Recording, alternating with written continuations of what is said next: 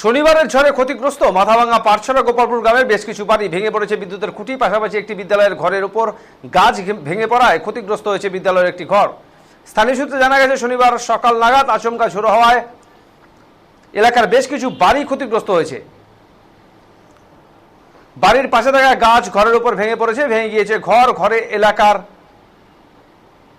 এলাকার বেশ কিছু রাস্তার উপর বিদ্যুতের খুঁটি ভেঙে পড়েছে, যার ফলে বিদ্যুৎ বিচ্ছিন্ন এলাকা। সকাল ধরেই পাঠশালা গোপালপুর এলাকার একটি বিদ্যালয়ের উপর গাছ ভেঙে পড়ায় ক্ষতিগ্রস্ত হয়েছে বিদ্যালয়ের একটি ঘর। স্থানীয় বাসিন্দারা জানান, প্রশাসন যেন দ্রুত উদ্যোগ নেন এবং ক্ষতিগ্রস্ত পরিবারগুলির পাশাপাশি ক্ষতিগ্রস্ত বিদ্যালয়টি সারানোর বিশেষ উদ্যোগ গ্রহণ করা হয়। প্রশাসনের পক্ষ থেকে এই দাবি জানিয়েছেন স্থানীয়রা।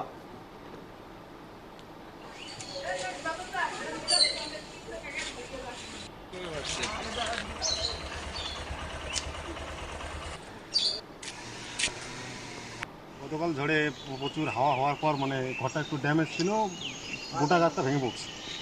কি গাছ এটা? আমের গাছ। এটা কটা নাগাদ? এটা সকাল 4টা নাগাদ। আচ্ছা, ভোর 4টা নাগাদ।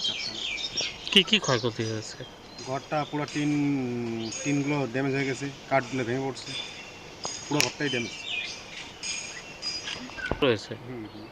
স্কুলের শিক্ষকরা এসেছিল এটা শোনার পর? না, কোনো শিক্ষক এখনো আসেনি, কল করা হয়েছে, বলছে সোমবার নাগাদ আসবে।